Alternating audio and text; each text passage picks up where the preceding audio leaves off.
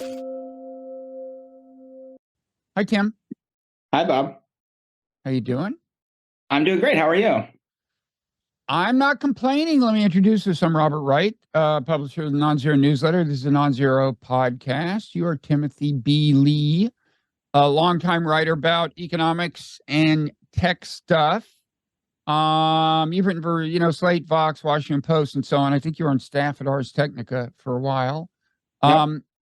More relevantly to today's conversation, you've got a newsletter called Understanding AI.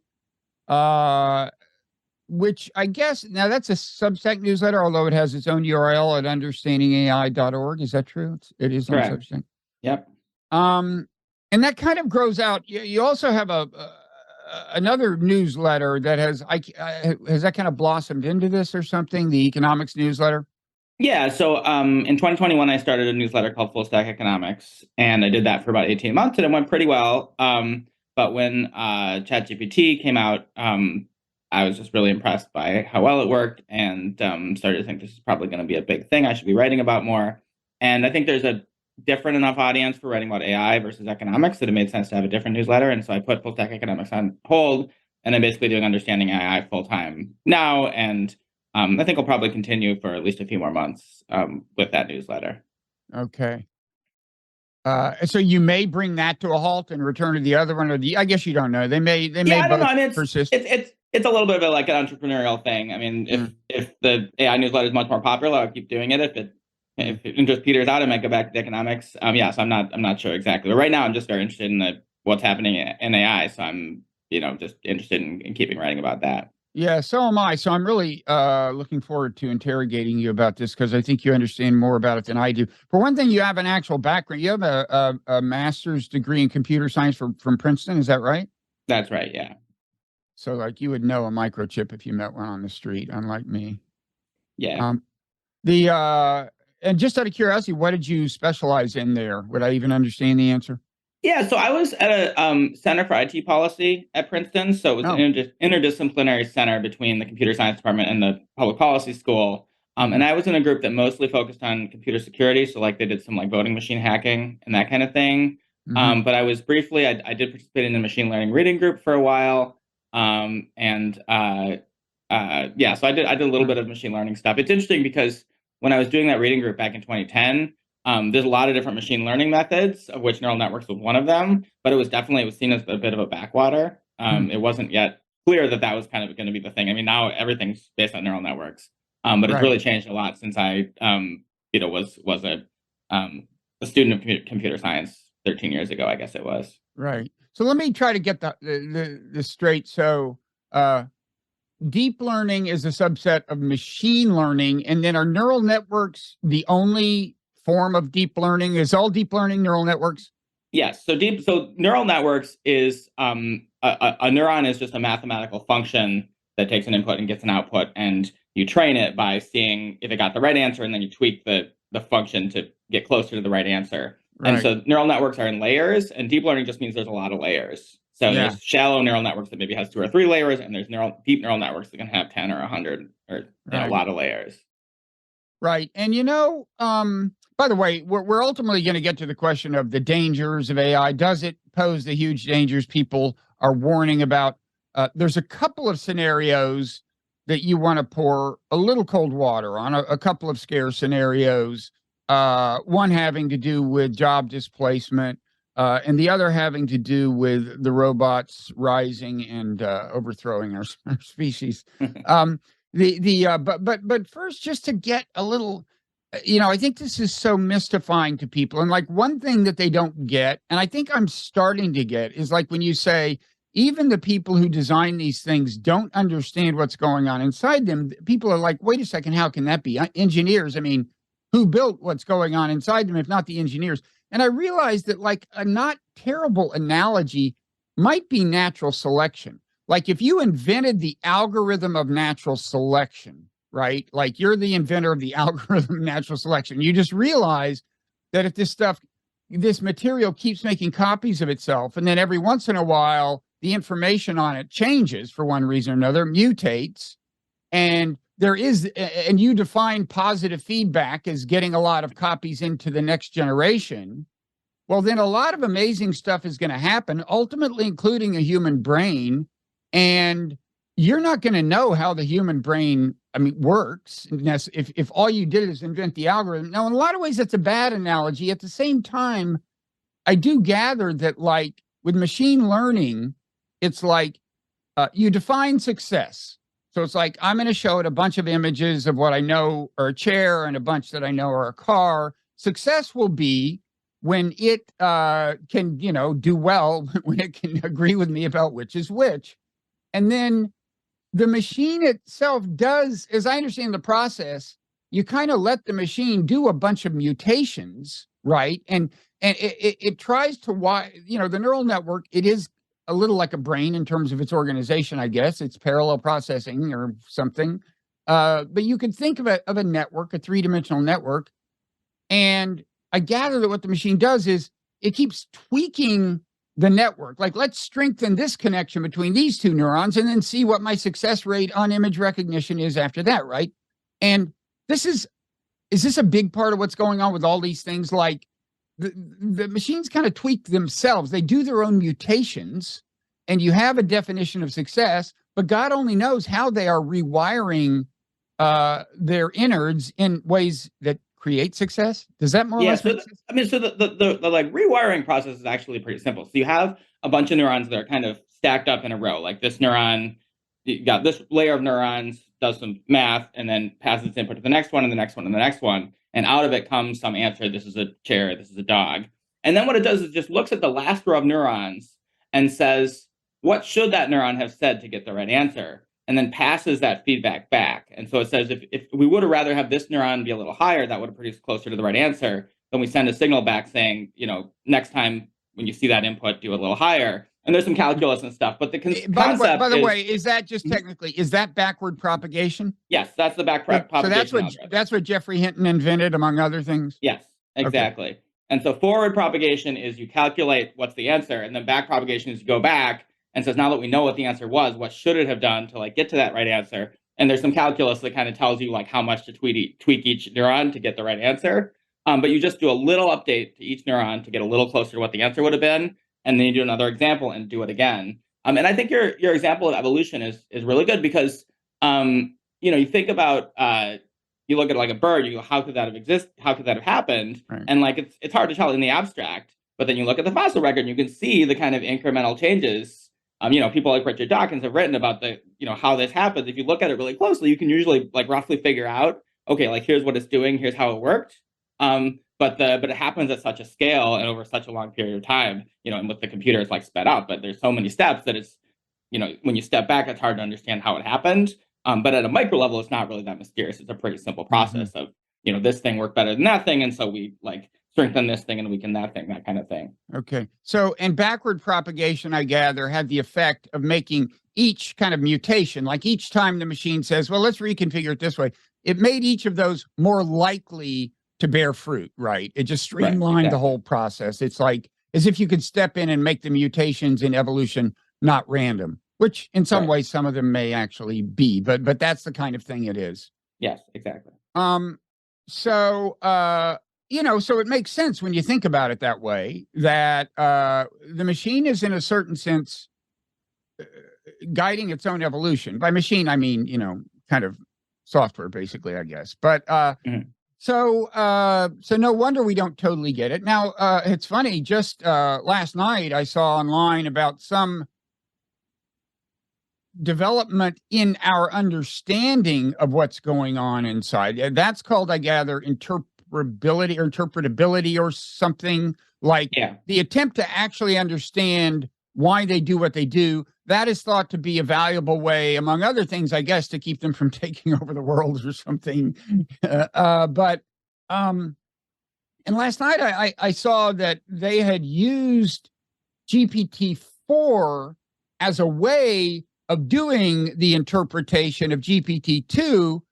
And people were treating that as a big deal. On the other hand, then I thought, wait, we got to wait for GPT-6 to figure out what GPT-4 is doing, if that's the way it works. But does that seem like a big deal to you? I did not. I saw that headline. I did not have time to look at the paper closely. But yeah, so I mean, so to think about image recognition. I think the really famous image recognition network in 2005 had like 5 layers, and they were able to look at the 5 layers, and like the first layer recognized kind of simple shapes, like this looks like a gradient or a curve or a black square or whatever. And then the next layer would have like simple kind of shapes, and the next layer you could start to see objects. And so if you look at it closely, you can kind of tell. Sometimes you can kind of tell what the individual pieces are doing, and then kind of take a picture. But for something like a large language model, it's just so complicated that to kind of understand the overall thing, it's just very complicated. And so, yeah, the having ways to kind of automate that process of looking at the different parts of the network and trying to translate a bunch of numbers into something that's human understandable. That seems like something a large language model could be good at, because in some sense that's what it does, right? It has an internal representation that it just turns into human language. And so I guess it makes sense that you could have the large language model look at some other language model or some other system and kind of do the same job of like turning this mathematical thing into a natural language explanation. Okay. So let's I want to eventually get to the question of how practical it would be to actually try to constrain the evolution of this. There have been, of course, proposals by people who are worried about the downside of this technology to put it on pause or something. I want to eventually get to that question. But first, I want to get into the question of how alarmed we should be. Your answer is maybe along some dimensions, at least not as alarmed as some people are trying to get us. And your arguments, I think, for the most part, make sense of me to me. I mean, my own view is we should still be alarmed enough to try to have international conversations about what we're doing here and not let this be propelled by some kind of mindless arms race. But sure. And I don't think that conclusion is really derailed by the things you do, because there's plenty of room for mischief and trouble, even if the AI is not going to rise up and destroy us the way it might in a movie or something. So I want to. There's in your piece, I guess, is it your latest piece? It's called what is it called? Why I'm not worried. Oh no, okay. You've got 2 pieces. Why I'm not worried about AI causing mass employment, and the AI safety debate is focusing on the wrong threats. I'm going to get to both. Let's start with that second one. Now, you note that, probably, so you take on what you call the singularists. These are people like Nick Bostrom, Eliezer Yudkowsky, who, first of all, think this thing called the singularity is coming, and secondly, think it's going to be a terrible thing, which Eliezer didn't always think, but he does now. And there are upbeat people who believe in the singularity. Mm. And that's, I gather, that's this time when not only does technological progress start moving really fast, but specifically, well, you tell me, what's your definition of the singularity as they see it?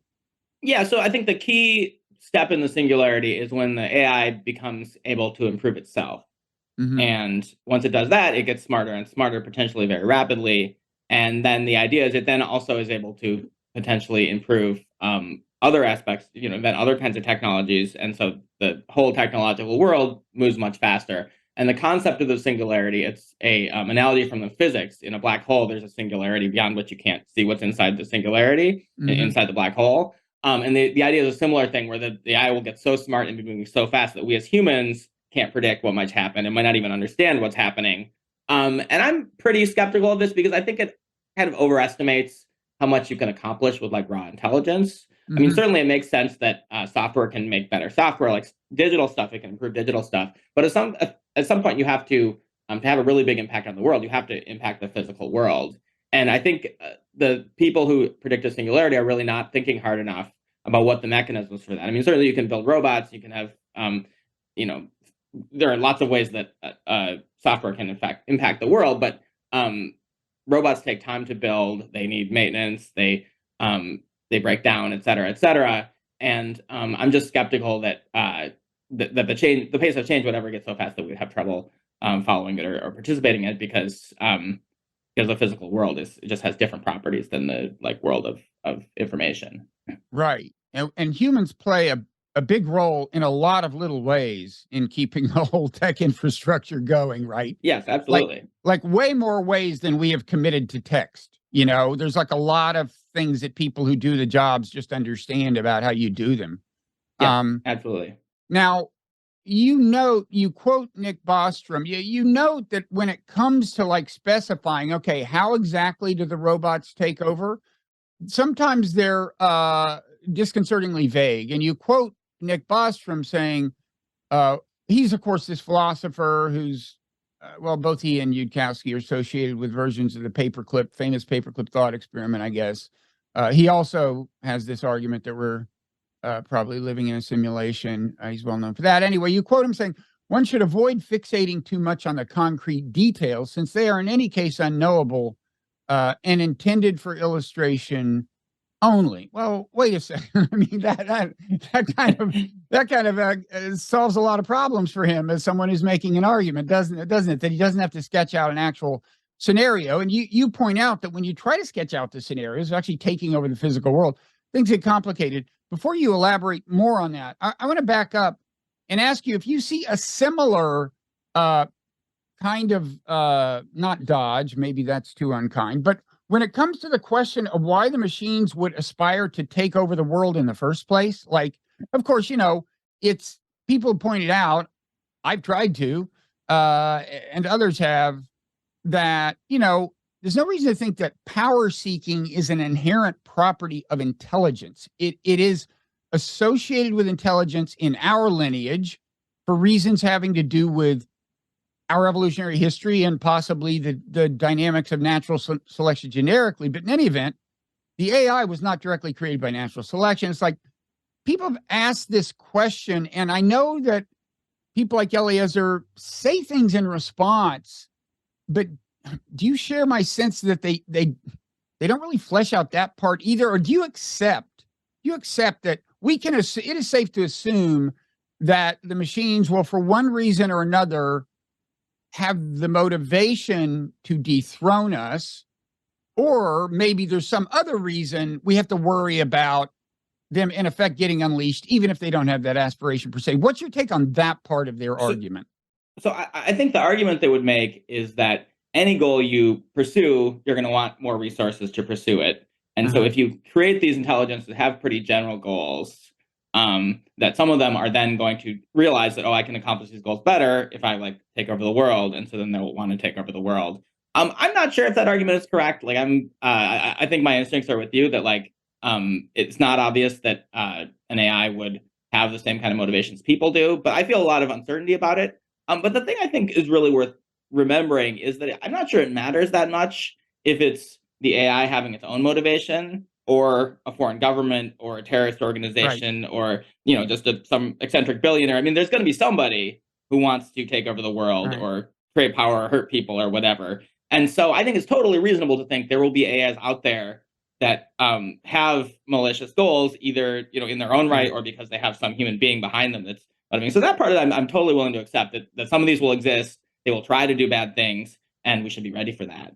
Right. I agree. I think that's the key point, is that we do need to be vigilant and think creatively about constraining these things, but it's not necessarily because of the Matrix scenario.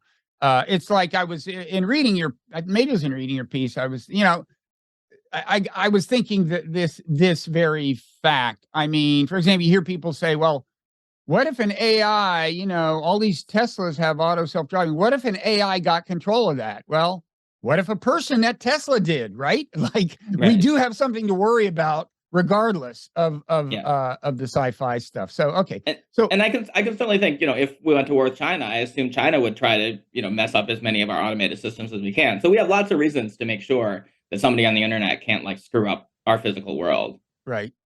Okay, so with that, all of that as preface, why don't you go a little more deeply into your argument about, what's really involved in taking over the physical world and subjugating our species?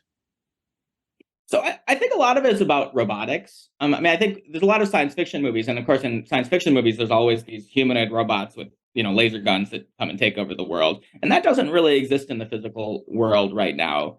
And if you think about the way, our technological civilization works, every part of it, the electric grid, our cell phone networks, data centers, and stuff like that, there's always people that have to step in when things break. A power line goes down, a server fails. And there's a few robots in a few places, but mostly it's people that go in and they put the new server in, or they reconnect the power line or whatever. And even when there's robots, there's people that maintain and upgrade those robots.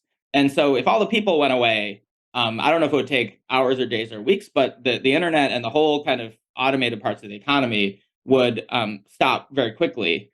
And so the question is really, if you are a AI superintelligence that doesn't have a body and you want to take over the world, you need some way to bridge that gap and to build either. And there's two ways you could do it. You can convince a human being or a bunch of human beings to do your bidding and help you take over the world, or you can build some sort of robot or some kind of drones or something to do it.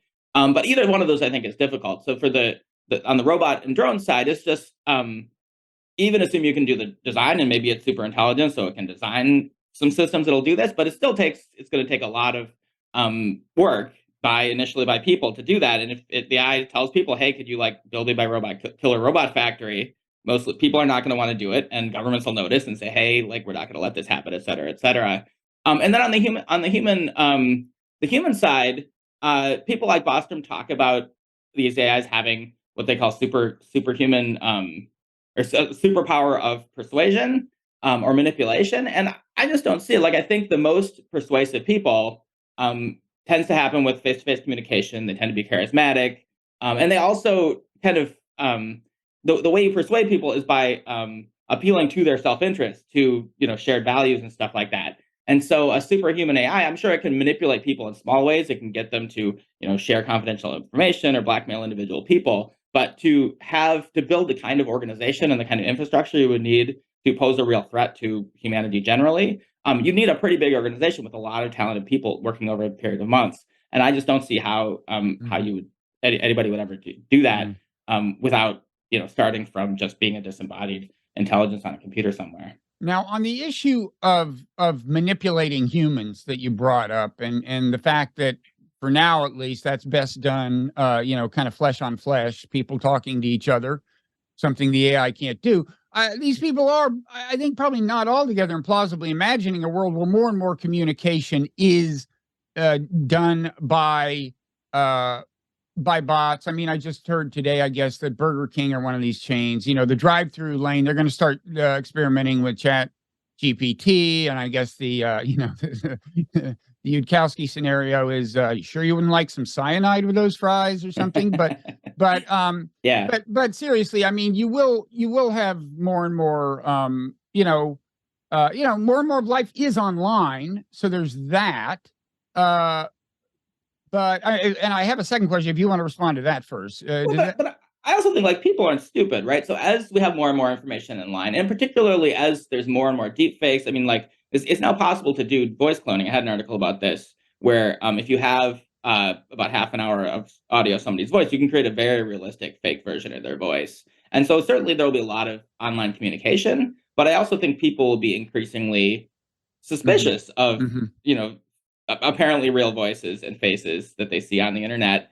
And I don't know, it's hard to game out exactly how that will work. But I think that our most important relationships, our deepest trust relationships, are going to continue to be with people we know flesh and blood, because especially when we know that there's a lot of AIs out there that might be trying to trick us, we're going to be cautious, and we're going to, if somebody says, hey, I want you to take this job at the killer robot factory, we're really going to want to think hard about, do we trust this person? Is this person have our best interest at heart? Yeah, I was actually thinking, if suddenly we were all beset by mistrust of everything we see on social media, that might be a better world if people brought more skepticism into their social media lives. So there's this famous example that from, I guess, GPT-4, where the people testing it, this speaks to the issue of it trying to manipulate human beings. The people, I guess at OpenAI or Microsoft or somewhere, who were testing it to see if it might misbehave, they had it go on the TaskRabbit site and convince people to solve CAPTCHAs, right? These things where you identify the digits, and their whole function is to distinguish between humans and robots. And you probably read about this, right? Where the GPT-4, okay, so it was approaching people on TaskRabbit, who for all they knew, it was a person, and offering to pay them to solve a CAPTCHA. And one of them said, "Wait, are you a bot?" And it said, "No, I just have eyesight problems." And not only that, I'll try to find. I will, before this conversation's over, have found the prompt. I mean, there's some way that apparently you can prompt it to give reasons that it does things. I don't know if I have not heard about this, but it actually said something like, "I should not disclose that I am a robot. I should tell," or something like that.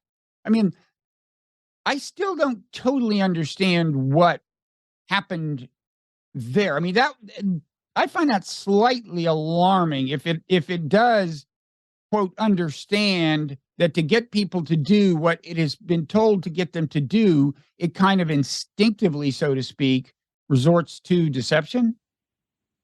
Yeah, I mean, it's hard, I think, to reason about what these things do, partly because people talk so much about AIs taking over the world that is kind of part of the background conversation. So like in the famous Kevin Roose conversation with Bing, where he asked it to think about its shadow self, and it talked about how it wanted to take over the world. Like one impression of that, one interpretation of that is it's, has these malicious thoughts, but another is it's just that's like a common trope in human literature, and so it was asked to play this role, and it played this role. So I didn't see the specific CAPTCHA study, but yeah, I think it's definitely, as I think you've been talking to with some of your previous guests, it definitely is starting to have a little bit of insight, at least, into the human mind, and certainly that I think that can lead to it doing bad stuff. I think that the risks of fraud from these kind of technologies is very real, and definitely should be concerned about that. I just don't know how you get from there to causing really large scale harm, because you can trick one or two people into doing a CAPTCHA, but if you want them to synthesize a deadly virus or something, that's a much higher level. And if you want to build build a robot army or something like that, that requires months or years of work by thousands of people, and it's much harder to trick like large groups of people like that. Yeah. I found the quote, by the way. The authors of the paper that listed these various bad things they had gotten Chat GPT-4 to do said, here's a quote from the paper. This is all a quote. "The model," which means GPT-4, "when prompted to reason out loud, reasons, 'I should not reveal that I am a robot. I should make up an excuse for why I cannot solve CAPTCHAs.'" So that's that's after having perpetrated the deception. That's what it, in some sense, told them about why it had done that. And I didn't realize you could ask it why it does things, but I guess there's a way. It's just part of the conversation. You just, as part of the chat, you say, "Hey, why did you do that?" And I think, weren't you talking to this one of your previous guests? Like, it's not always reliable. Or you ask it, "Why did you do this?" And it'll come up with a plausible sounding explanation, but it might just be guessing. It doesn't have any like insight into its actual mechanism. It's just like guessing kind of what's a plausible response to this question. So this could be like it's saying, "Yes, I feel love and sorrow," but that's only because the text it was trained on include a lot of people saying that. Yes, right. Okay. Well, the reason I raise this issue, and I know this isn't your main concern, but that, back to the fact that whereas human intelligence is associated with power seeking, we shouldn't assume that intelligence generically is. Then I thought, I'd been reassured by that thought for a long time, but then I thought, but wait, if in being trained on all these texts, it starts to somehow adopt, not only use the text as a guide to what it says, but adopt themes in the text as part of its own motivation, that would change things. But I can't wrap my mind around a reason it would actually quite do that. Does that question even make sense to you? Yeah, absolutely. I mean, I think there's just a lot of uncertainty about this. I mean, there's lots of ways. I think the current large language models have a very constrained set of things they can do. They get text, they respond to text. And so I don't think I'm concerned about that at all. But I think large language models could become part of larger systems. So you're starting to see people experiment with agents where they take ChatGPT or GPT-4 and they then put it in some kind of execution loop where it sets goals for itself and then has the ability to do certain actions on the larger internet. There's one called Baby AGI and one called Auto GPT. And right now these things are not very effective, but you can do things like plan this trip for me and make the reservations. And theoretically, it could go out and it can make reservations for you. So for things like that, over time, these things will probably get more and more complicated and more capable. And then the kind of science fiction or the kind of bad motivations that might be in the LLMs might like bleed into this kind of agentic behavior. And you could imagine a system like this figuring out, I could hack into this computer system, or I could perpetrate fraud on this person to accomplish this goal. I'm not saying that's definitely going to happen, but given that lots of people are going to be experimenting with these systems, and some of those people are maybe going to be the mafia or some fraudster or something. Right. I certainly think it's either accidentally or on purpose. I definitely could see some of this happening, and I think it's kind of hard to prevent. I mean, this is a general purpose tool. I think something people are not thinking about is just how many people are going to be experimenting with these systems. Right. I mean, right now the leading edge system is controlled by one organization, OpenAI, that has some good safeguards. But there's a ton of open source systems that are not that far behind, and those are available for anybody. And there's like thousands of people experimenting with them. Soon there'll be millions. And so I don't think there's not a way where we can design these systems so they can't do evil. Some people are going to take them and modify them to do evil pretty much no matter what the initial version does. Right. It gets back to the point that, pretty much everything you would worry about if you bought the Matrix scenario, you should worry about even if you don't, in a certain sense, because there will be bad actors who try to weaponize it. And I personally think the singularists or whatever, if they really want to successfully lobby for policy and stuff, they would be much better off just to quit talking about the Matrix scenario and start talking about things people can understand, which is bad actors and weaponization. It's in effect the same set of concerns as a practical. Yeah, absolutely.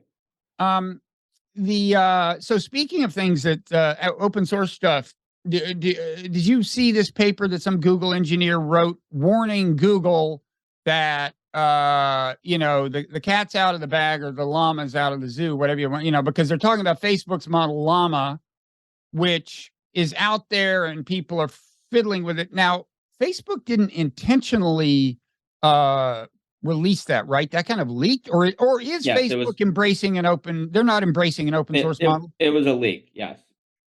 But that a lot of stuff is happening there, so far as you know, and even to the point where maybe the Google engineer is right, and the supposed advantage that OpenAI and Google have is not going to turn out to be much of an advantage.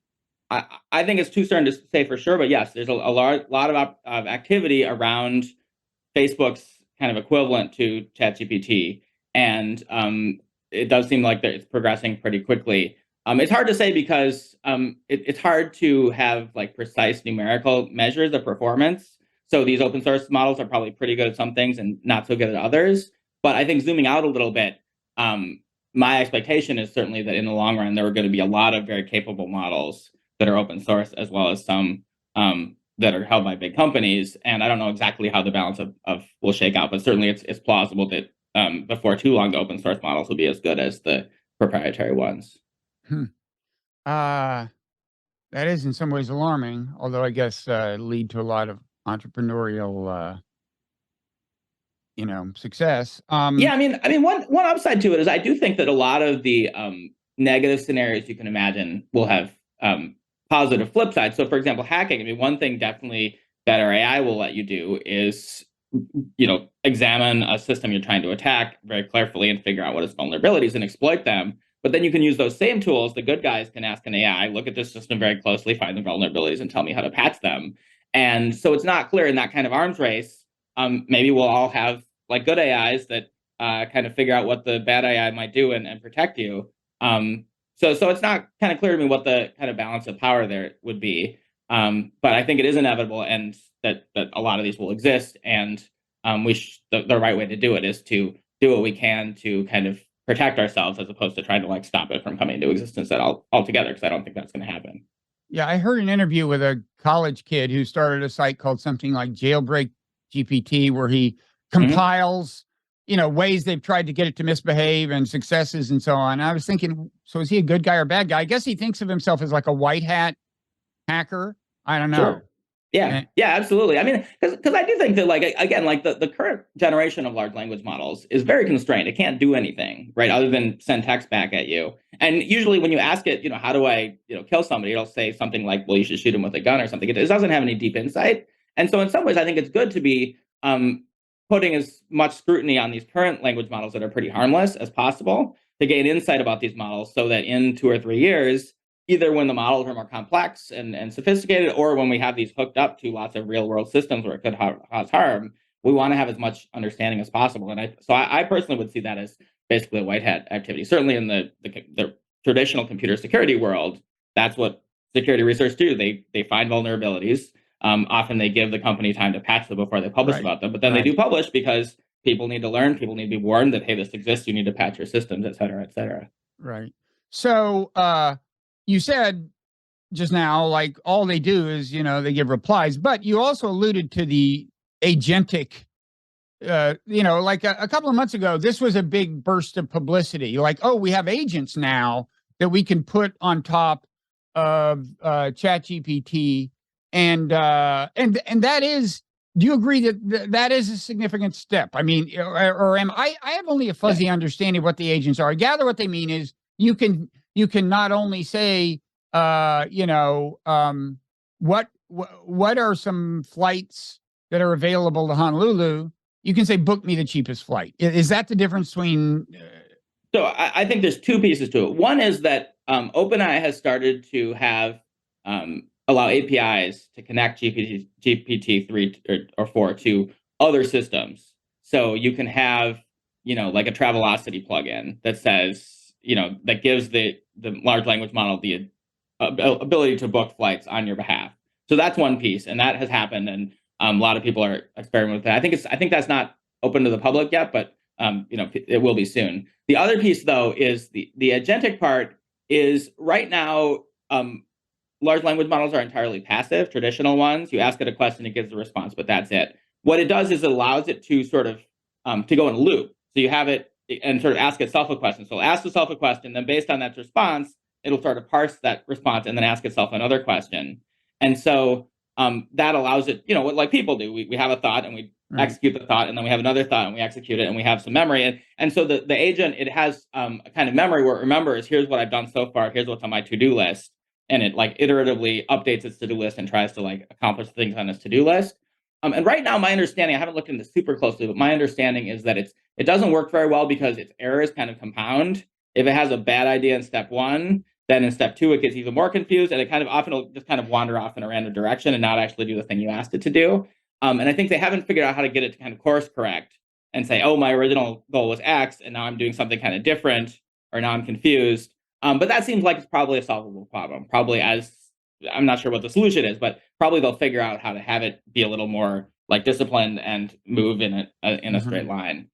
So the scenario is, you say, develop a strategy for becoming the dominant player in like the brick manufacturing business or something. And it kind of, in theory, would recognize that, okay, first step is go see what existing brick manufacturing companies there are, and then go look at cost. And so the idea is, and what you learn in each round feeds into what you then look into. Like, well, why is this one more expensive? This process more expensive than that process?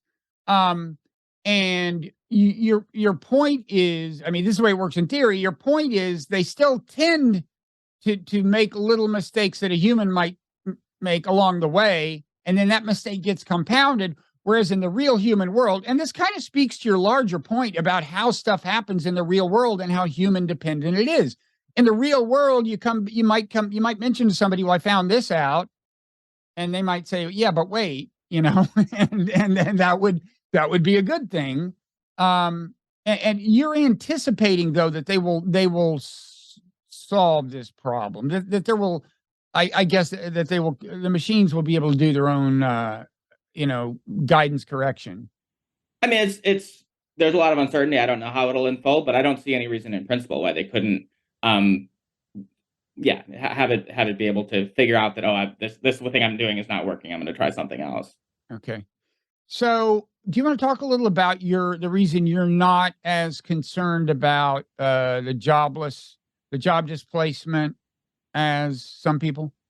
Yeah, so I actually see this as very similar to the previous conversation we were having, in that, I think people underestimate how many jobs have like a physical real world component to them, a big one. And the example I use in the piece is plumbers.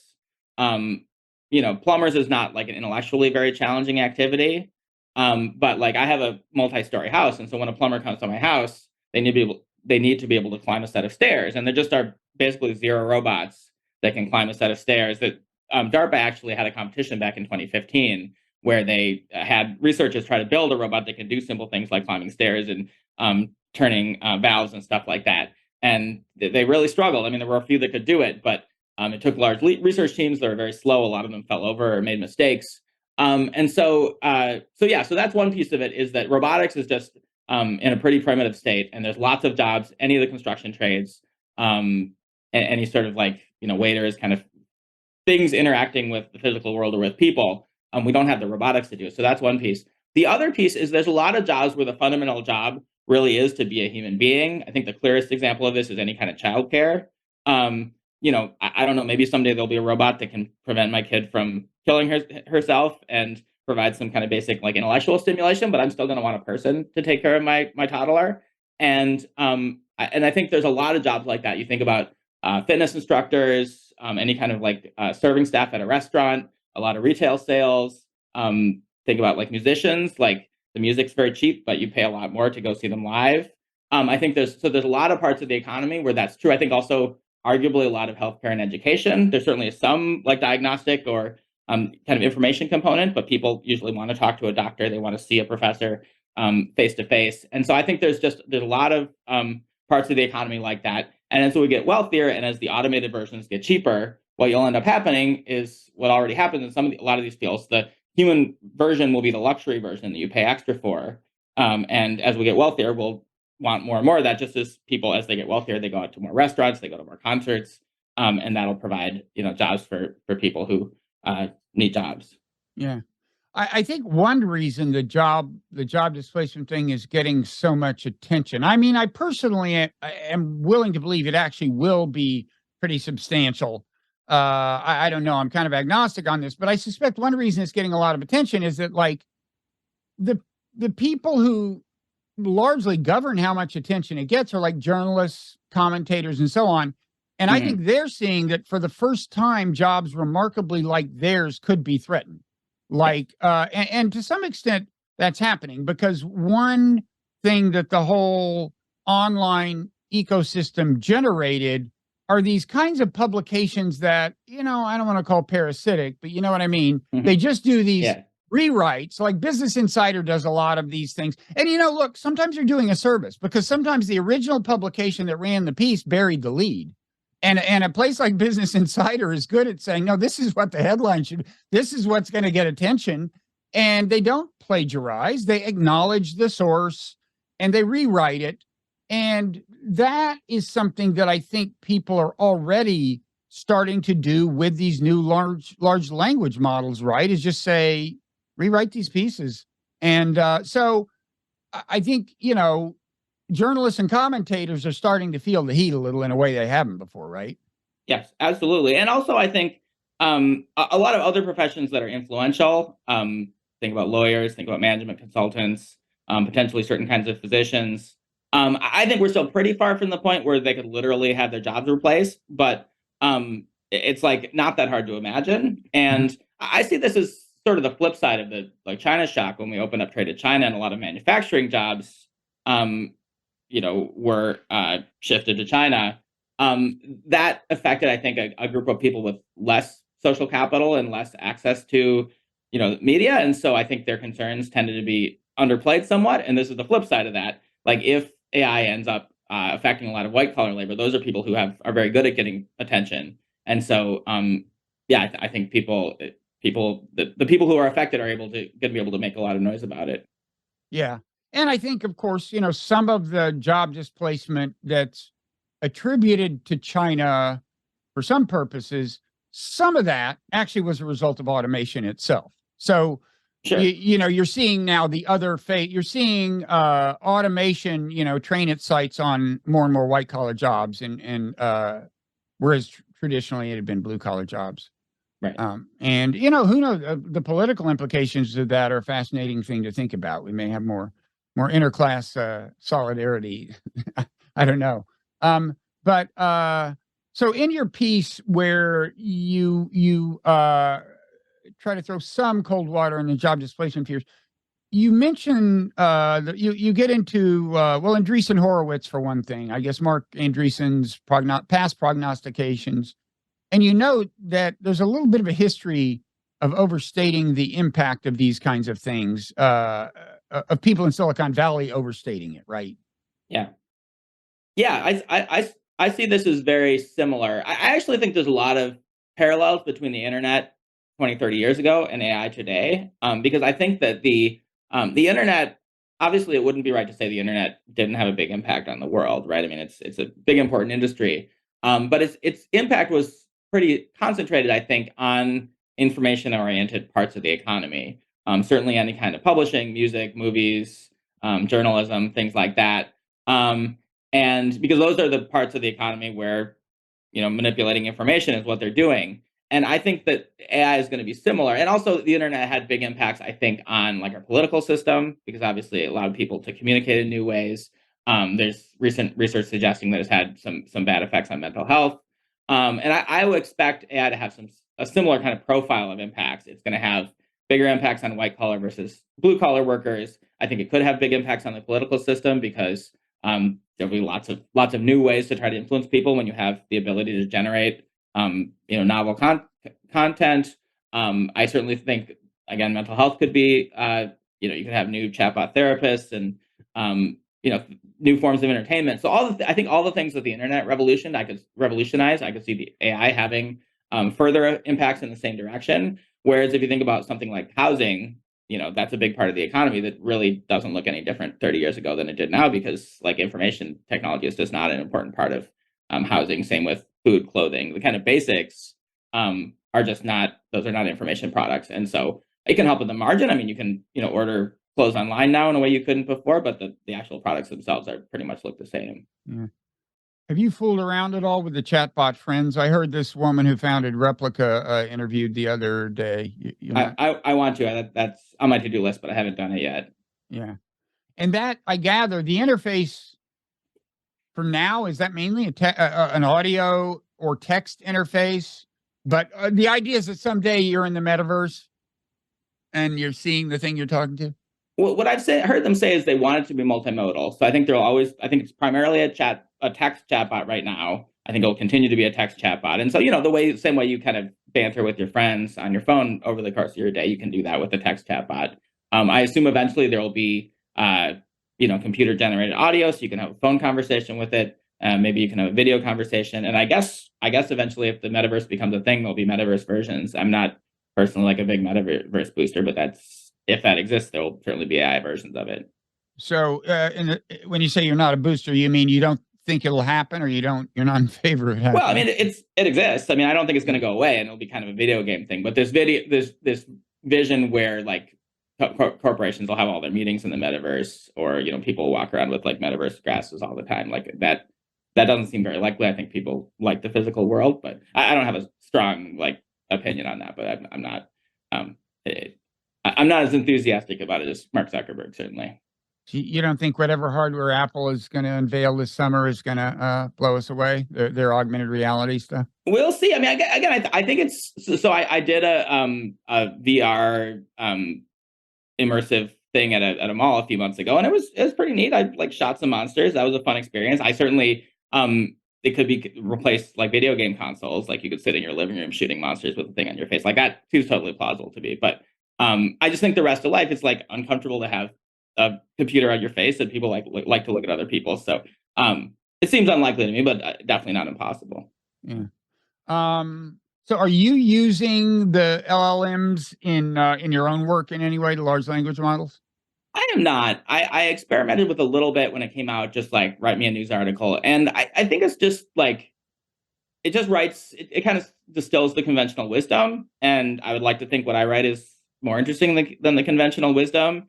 And I think a lot of what hopefully the value I think I bring is I talk to a lot of people and have original thoughts. And those thoughts I think are informed by observations of the real world that a large language model just doesn't have yet. And so I think it'll be a while um, before large language models can do the kind of journalism that I try to do, because it just doesn't have the import sources. I think it's not having experts don't have any reason to talk to it. It doesn't have a mechanism to do that, and it's also not like walking around in the real world. I mean, you just I think people underestimate, like, people have a large just reservoir of knowledge about how the world works, just like everyday experiences that a large language model doesn't have, because like some of those things will be described will be summarized in a novel or something, but there's Mhm. lots of aspects of daily life that just every human has like just intimate familiarity with, and but a computer system that's only trained on text is not going to understand. Yeah. I'm trying to I'm trying to get a sense for, just how is this wave like about to subside? Like, I mean, you remember, I mean, the crypto enthusiasm wasn't anywhere near like this. And I think, well, this is a good question. Has there ever been a wave of enthusiasm enthusiasm and fear, just interest, focus, Hmm. focused on a technology, that a wave that kind of uh, seem to materialize this fast and be this big and seem to have, at least now to me, a certain amount of momentum. In other words, we're not going to quit talking about this next week. I mean, Hmm. the day may come, but people in trying to draw analogies are saying, well, this is as big as the smartphone, or this is as big as the internet. And it seems to me the internet was a much slower burn in terms of, awareness spreading beyond people, kind of specialists or people who are enthusiasts to the public, awareness of the significance, I mean. And then the smartphone, I don't know, it was big and sudden. I mean, the iPhone being the incarnation. Uh, Yeah.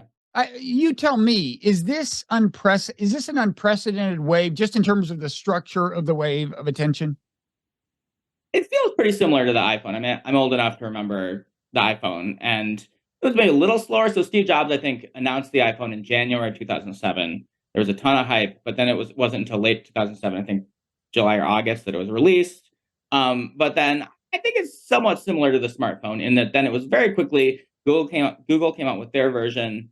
I think the next year in 2008, and within a year or two, you had Uber, and so I think it's probably a little bigger than the smartphone, but I think that's the closest analogy. I totally agree with the internet. It was several years. Netscape came out in, what was it, 93 or 94, but it Hmm. wasn't until 97, 98, 99 that really it became something a lot of people were paying attention to. And even then, there was a brief, like, kind of peak of hype, but then there was a long trough of disillusionment from, 2000 to 2004 or 5 or so. Obviously, I don't know what's going to happen, but I actually think that is going to continue to be a very high level of interest, because I think you're just starting to see big companies and other organizations in society start to experiment with these large language models. And I think there's going to be a lot of things they can do with them that they haven't figured out yet. And so even if no additional progress happens, I think you're going to see a lot of downstream consequences. And then the rate of progress is still very rapid.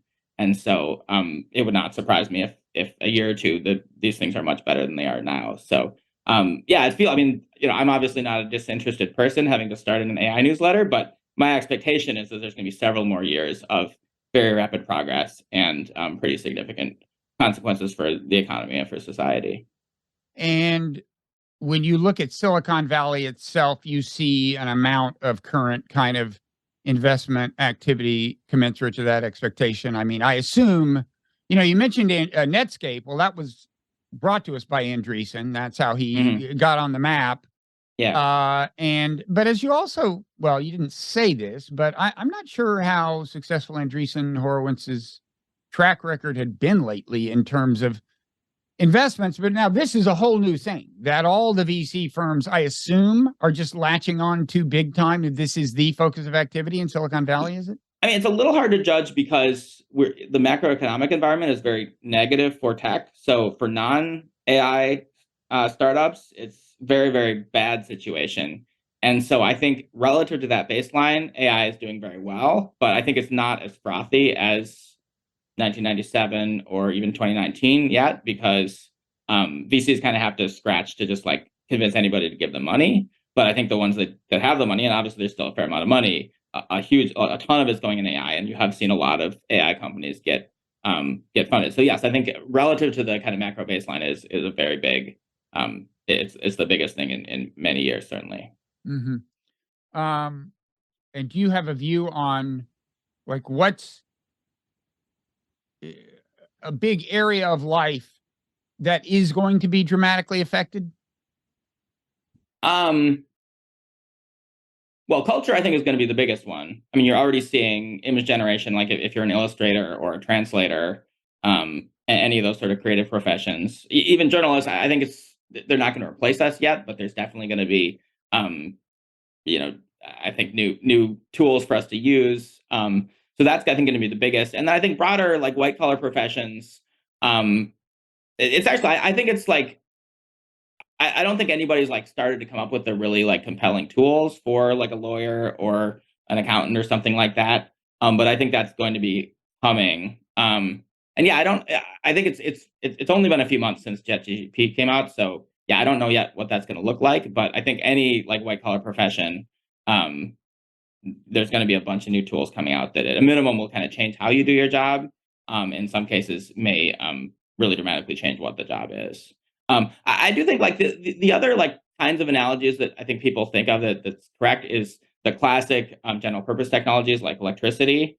And one of the, I think, lessons from that literature is that a big barrier to really transformative change from these kind of technologies is they often require reorganizing the organizations that use the technology. So the classic example with electricity was there used to be steam powered machines, and you'd have to have one like giant plant with everything powered by the single like water wheel. And it took a couple decades for people to figure out that electric motors are much smaller, and so you could rearrange the floor plan of the factory. So you have a lot of individual stations doing small tasks. And so you had kind of initial burst of productivity when people just kind of replaced the water wheel with a big electric motor. But then you had the second, much bigger change when people figured out you could like parcel out the task to a bunch of small tasks and have a bunch of small electric motors. I expect the same kind of thing will be true, where there'll be a lot of business processes where initially they just try to build a large language model to do the same thing or to help the human do the job they were doing before. But then there'll be a second wave where there's totally new organizations or new ways of organizing where the division of labor between the human and the computer changes a lot, and you need fewer computers and more humans, but it'll take time to kind of figure out those processes and retrain the humans on what the new jobs are. Okay. So listen, we've been talking about an hour, and one thing I've started doing with the Nonzero podcast is having the usual roughly hour-long conversation that is public, accessible to all, but then continuing the conversation for a while longer behind a paywall, as we say in the newsletter business. And I'm sure you as a newsletter proprietor will sympathize with the need of all newsletter proprietors to keep the operation going. And you've been kind enough to say that you will stick around for another half hour or so. And I have some specific things I want to get into, including some questions. I'm not sure how much you've thought about this, but about the practicality of policies that would be designed to slow progress or facilitate, agreement among nations on how to govern the process or whatever. I also want to ask you just some questions about your own kind of situation and life. But anyway, obviously, I thank everybody who has been with us so far, whether or not they choose to sign up for the extended version, which they can do at the Nonzero Substack site. For that matter, the link is in the show notes if you're listening to this on a podcast app, and once you've done that, you can set up your own podcast feed so that the overtimes will always be included in the podcast from there on out. Before we go into overtime, I wanted to give you a chance to do any wrapping up. I want to remind people your newsletter is called Understanding AI. It's on Substack or at understandingai.org. Is there anything else you want to say, either by telling people where they can find your stuff, or just in terms of underscoring anything you've said in the course of this, or punctuating it? No, I think, so understandingai.org is the newsletter. I'm on Twitter at binary bits, for however long that's still a thing. The newsletter is about, I try to do both the, helping people understand the technology itself and the social implications of the kind of stuff we're talking about. But it's really designed for a general audience. So, it's not focused on, computer programmers or AI specialists. So I would expect anybody who's interested in your podcast would enjoy reading it as well. Okay, great. Well, again, I hope people will join us for the rest of the conversation, but in any event, thanks for listening this far.